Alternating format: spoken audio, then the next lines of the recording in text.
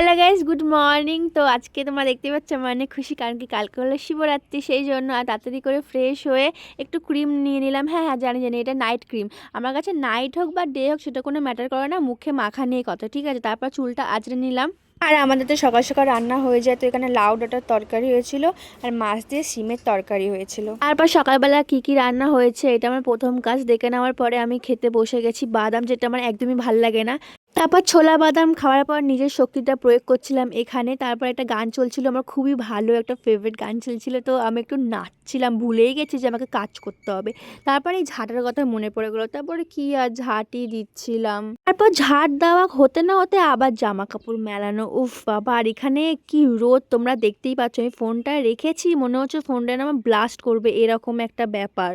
তারপর দিদি বললো আমার জন্য একটু চা করে দে। তারপর ভাবলাম ঠিক আছে, তোমার জন্য চা যখন করছি আমার জন্য করি, কারণ কি আমার একটু লেবু চা খেতে অনেকদিন ধরে ইচ্ছা করছিল, ওই জন্য একটু লেবু চা আমার জন্য বানিয়ে নিয়েছিলাম। মানে ফার্স্ট টাইম বানালাম, জানি না কেমন হবে কি হবে।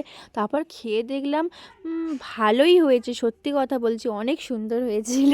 তারপর দিদি দিয়ে গেছিলো এই সুজিটা, আর এটা বানানো হচ্ছে বাতাসা দিয়ে, আর এত মিষ্টি জঘন্য যে আমি এক চামচের বেশি খাইনি।